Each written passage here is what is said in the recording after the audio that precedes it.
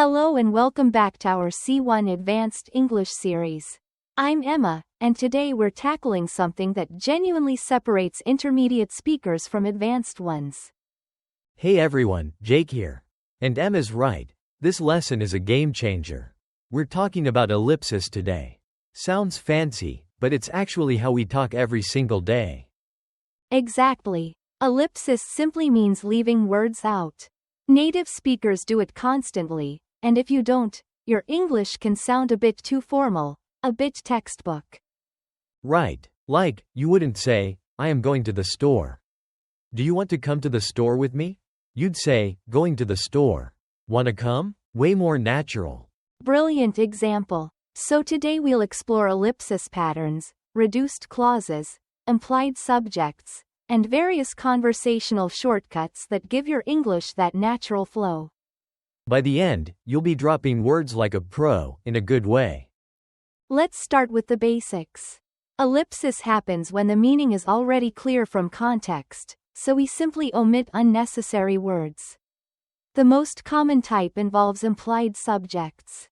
Yeah, this is huge in spoken English. Instead of, I'm going home, you might just hear, going home. The I am is implied. The listener knows who you mean.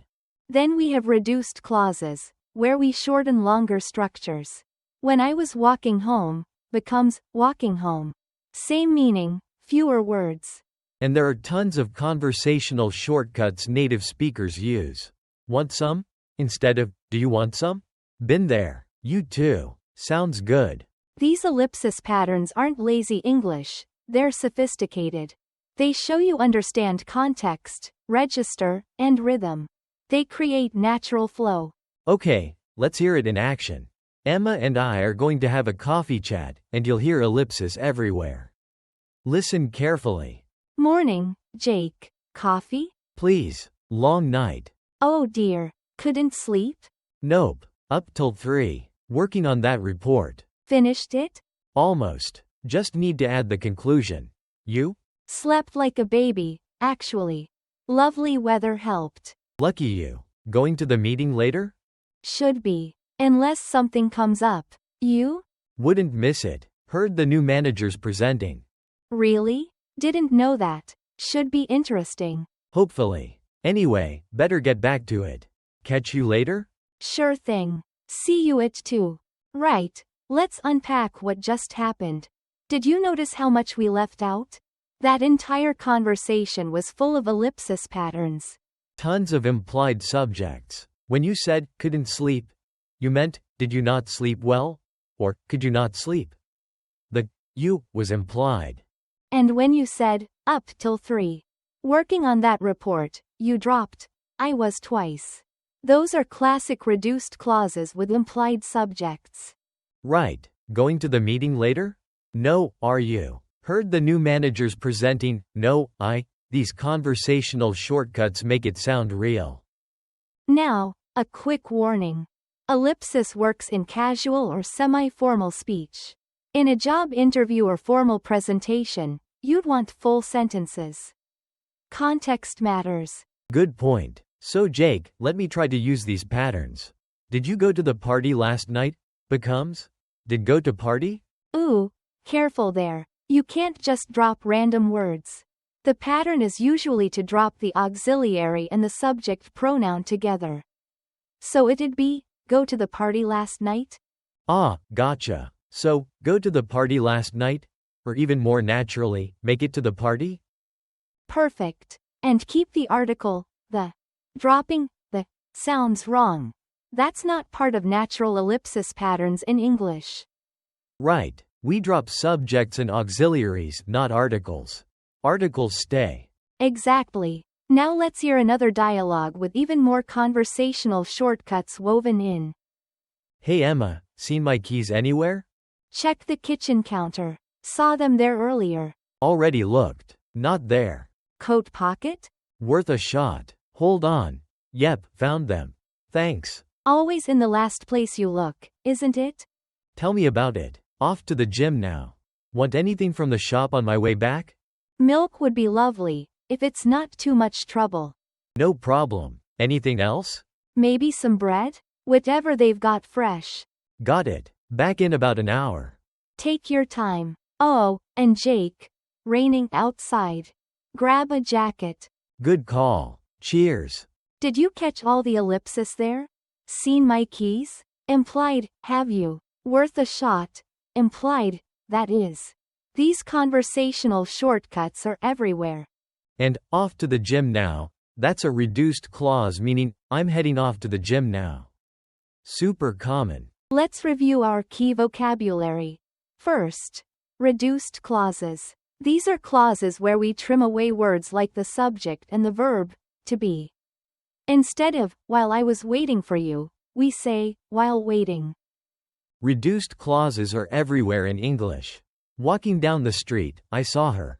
That's a reduced clause for, while I was walking down the street.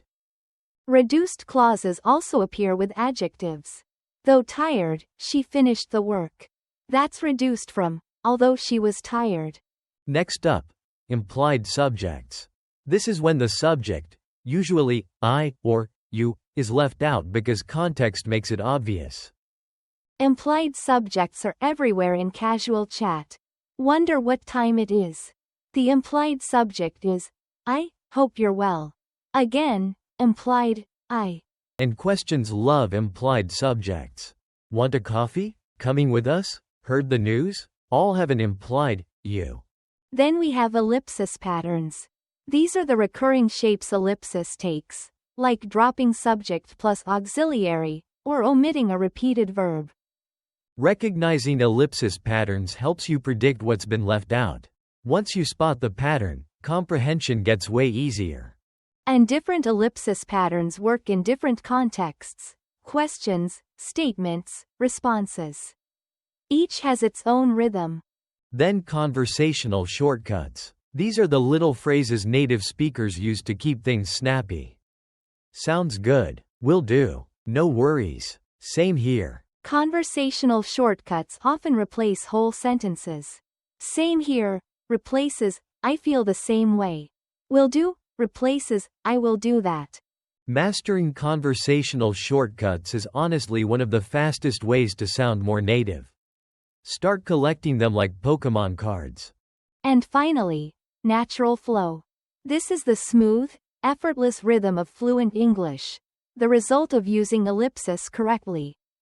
Natural flow comes from connecting ideas without unnecessary words. It's what makes a conversation feel alive instead of robotic.